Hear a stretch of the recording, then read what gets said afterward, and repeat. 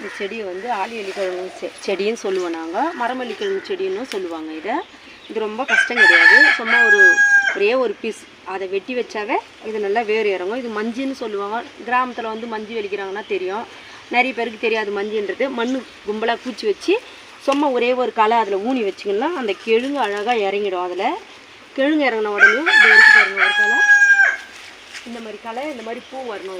இதில் வந்தாக்கா இந்த மாதிரி பூ வரும். இதில் இலையும் பழுத்து கொட்டும். இந்த மாதிரி பழுத்து கொட்டுறப்போ நீங்கள் வெட்டினீங்கன்னா கிழங்கு நல்லா கட்டை கட்டையாக இருக்குது. இந்த கிழங்குல தான் சிப்ஸ் எல்லாம் போடுறாங்க, மரமல்லி கிழங்குன்னு சொல்லுவாங்க. இந்த களை வந்து நல்லா பெருக்கணும். கனமாக ஆச்சுன்னா தான் நம்ம நோண்டினோம்னா கிழங்கு இருக்கும். இப்போ நான் வெட்டி இதில் இருந்து ஒரு களை தான் நான் வெட்டி வச்சுருக்கிறேன். இதோட கூட ஜோடியாக ஒரு 4 செடி வச்சேன். அதில் ஒரு 3 செடி நோண்டி எடுத்துட்டேன். இந்த ஒரு செடி விட்டு வச்சுருக்கிறேன். இதோட செடியிலேருந்து தான் ஒரே ஒரு செடி எடுத்து வெட்டி சின்ன சின்ன பீஸாக கட் பண்ணி இதை வச்சுருக்கிறேன் எல்லா இடத்துலையும். இப்போ இதெல்லாம் இவ்வளோ இந்த செடியோட அளவுக்கு நல்லா தடியாக ஆச்சுன்னா அப்போ வந்து இதை நீங்கள் நோண்டி பார்த்தீங்கன்னா கிழங்கு இருக்கும், இலை கொட்டும். இந்த களை வந்து நல்லா பெருக்கணும். இது பெருத்த உடனே கிழங்கு நோண்டிட்டு இதோட கன்று வந்து ஒரு பிட்டாக வரும். இதுக்கு கொஞ்சம் ஒரு அடி கொஞ்சம் வரும். அதுலேருந்து ஒரு கண்ணாக பார்த்து நீங்கள் வெட்டி வச்சாவே இது கிழங்கு இறங்கிடும். இதில் பாருங்க எப்படி இருக்குது.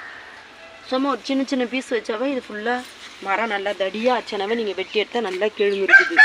ஆனால் இதை வெட்டிட்டு மேலே நம்ம போட்டுடலான்னு போடக்கூடாது. அதே செடியை அதே இடத்துல மறுபடியும் நீங்கள் வெட்டி நட்டால் மறுபடியுமே காய்க்கும். நல்லா கிழங்கு நல்லா பூமி நம்ம எவ்வளோ தண்ணி பாசுறோமோ அவ்வளோவும் இது கிழங்கு இறங்கும். ஆனால் டப்பாலெல்லாம் வைக்க முடியாது, ஏன்னா இது பூமி உள்ளே இறங்குற கிழங்கு. இது வச்சா பெரிய ட்ரம்மு வச்சா, இப்போ மாடிங்களில் வைக்கிறவங்க வைக்கலாம்.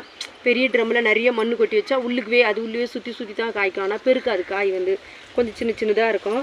இந்த பக்கத்துலேயே பாருங்கள் சக்கரவள்ளி கிழங்கு வச்சுருக்கிறேன். இந்த பாருங்கள் சக்கரவள்ளி கிழங்கு செடி வச்சுருக்கிறேன். இது வந்து பூ எடுக்கும். இந்த சக்கரவள்ளி கிழங்கு செடி இது பூ எடுத்த உடனே நம்ம நோண்டினோம்னா அடியில் கிழங்கு இருக்கும். இதோட கூட நான் வச்சது கிழங்கு பிடிங்கி வச்சுருக்கிறேன். நான் உங்களுக்கு வீடியோ போடுறேன். நான்